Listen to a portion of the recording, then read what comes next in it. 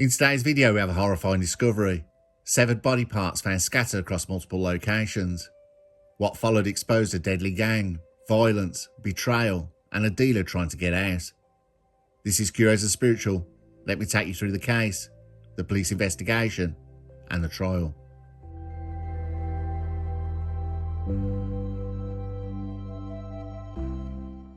On a cold morning in early March 2011, a couple, the Whitakers, were walking along the bank of the river by Tetney Lock, Humberside.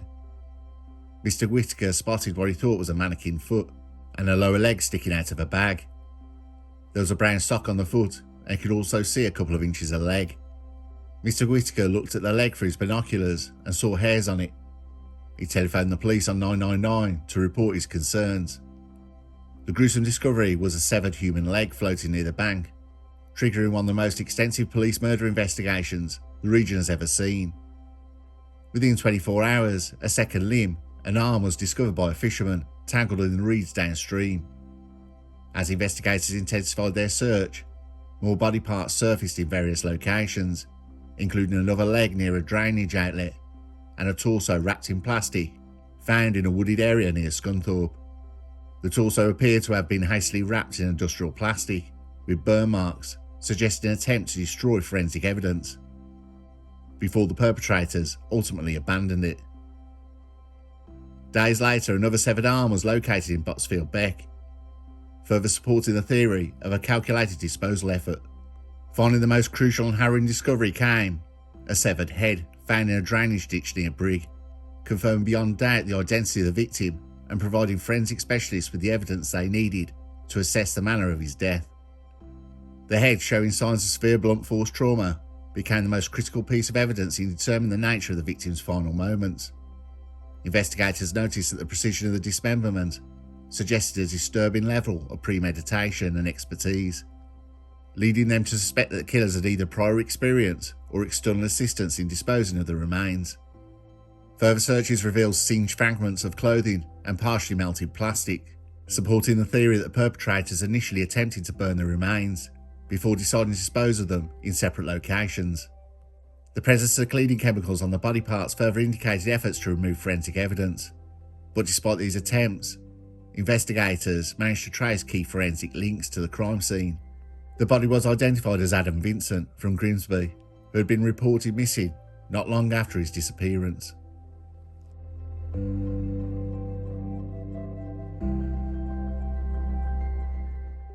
Adam Vincent had a complex and troubling history. Though not considered a high-profile criminal, he had multiple run-ins with law enforcement due to his involvement in small-scale dealing and his associations with individuals operating in North Lincolnshire's underworld. He was described as someone who had long struggled with addiction, often teetering between attempts to rebuild his life and falling back into dangerous habits. Mr. Vincent's father, Keith, visited his son in hospital with pneumonia. Adam Vincent told his dad he had had enough of using and the dealing lifestyle. He said, "I want to get away, but they won't let me. I need to sort some issues out first. You don't know these people. I'm trying to get it all sorted." Adam Vincent discharged himself against medical advice and was probably killed about 3 weeks later. His connections with local criminals were both a means of survival and a source of increasing peril, as he became entangled in disputes over debts and territorial conflicts. Those close to him noted that despite his flaws, Vincent had a charismatic personality and a desire to break free from the cycle. Those circumstances made him increasingly difficult to escape the dangers surrounding him. In the weeks leading up to his death, Vincent had reportedly been embroiled in multiple disputes related to debts and territorial conflicts.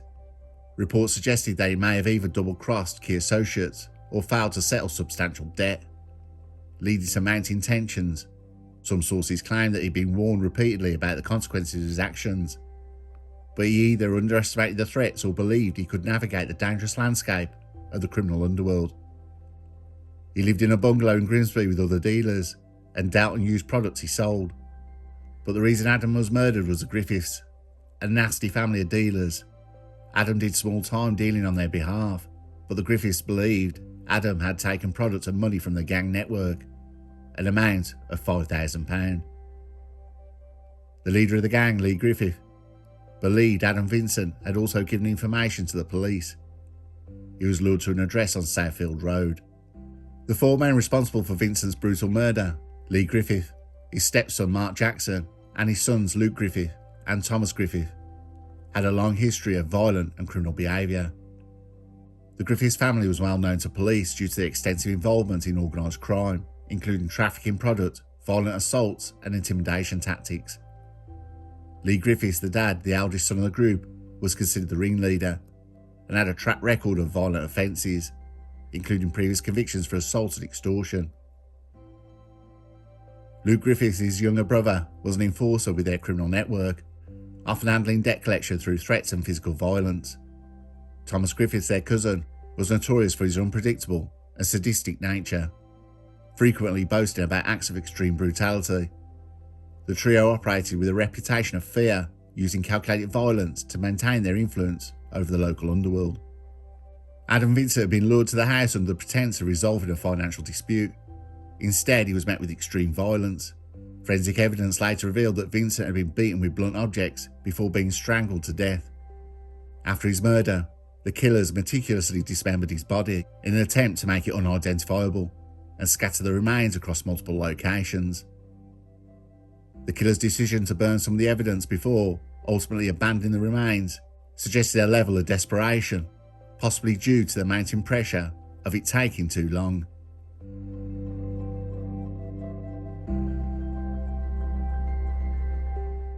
The police investigation into Adam Vincent's murder was one of the most exhaustive in North Lincolnshire's history. Detectives meticulously pieced together evidence from forensic analysis, CCTV footage and witness statements. Mobile phone records placed the Griffith brothers near the crime scene around the estimated time of Adam Vincent's murder. Further analysis of Adam Vincent's last known movements helped investigators reconstruct a timeline of events, leading them to the suspects. One of the gang sent a text to his girlfriend which implied Adam Vincent had been killed.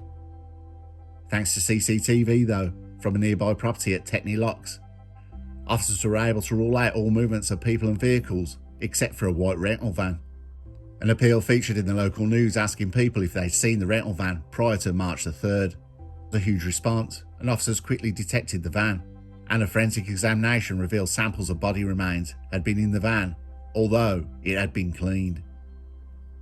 Another caller also alerted police after she spotted a white van near Bradley Woods, where a number of men had lit a bonfire. She had not reported it. She didn't think it suspicious at the time, but after reading the appeal, she thought it could be the rented van.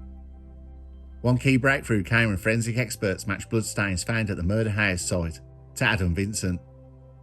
Additionally, a search of the Griffiths property uncovered tools matching the cut patterns on the remains, strengthening the case against them. Surveillance footage from the nearby petrol station also showed the suspects purchasing cleaning chemicals and plastic sheeting, further linking them to the crime. It led to swift arrests, and 5 suspects were charged.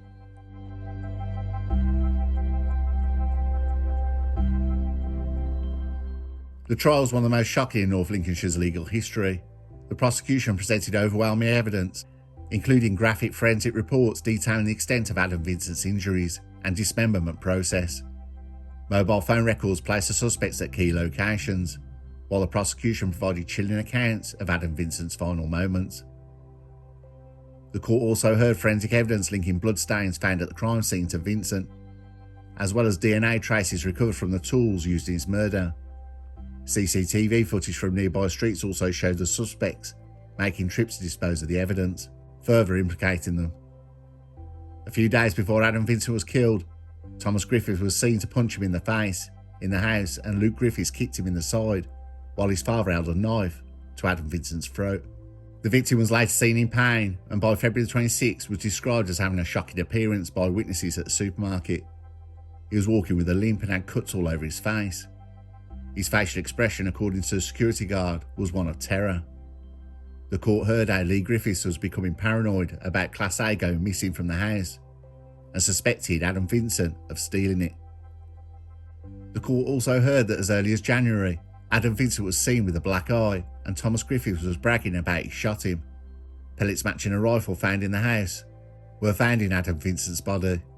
Ultimately, the sheer weight of evidence left no room for doubt, regarding the perpetrator's guilt, leading to their swift conviction.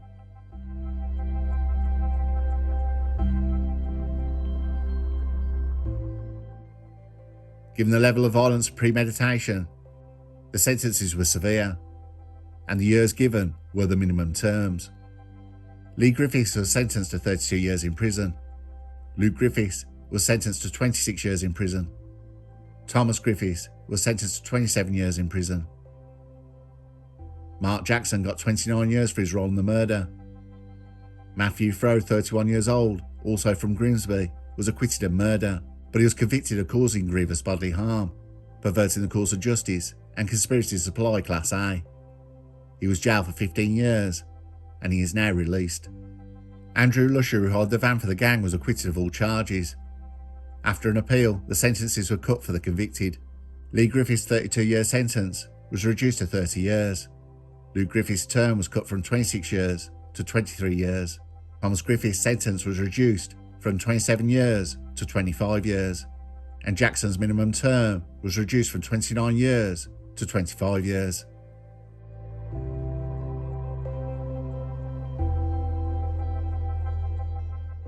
The murder of Adam Vincent was not just a heinous act of violence, but a reflection of the brutal and unforgiving nature of the criminal underworld. His death, orchestrated by individuals who operated with calculated brutality, exposed the dangers of entanglement in a life of crime. The dismemberment and disposal of his remains showed a chilling level of detachment, revealing the mindset of the killers, who believed they could evade justice. Through meticulous investigation, forensic breakthrough, and witness testimonies, a seemingly unsolvable crime was unravelled, proving that even the most well-planned atrocities leave behind traces that lead to the truth. The convictions of the Griffiths family serve as a stark warning.